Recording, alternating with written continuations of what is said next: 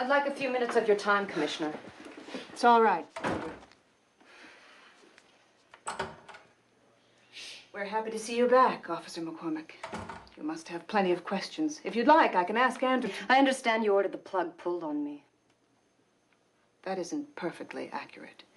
There were financial considerations at work. My memory might be impaired, but I assure you nothing else is. I want to find the creep who shot me. Reassign me to my old unit. I can't do that. Technically, you shouldn't even have a desk job after what happened. Neither should you, considering your profound lack of judgment. Officer, I really think this discussion... Anti-capital punishment for criminals, but pro-euthanasia for your own cops? You know something, Commissioner? You might actually benefit from a bullet in the head as well. McCormick, you have just guaranteed yourself... Don't bother.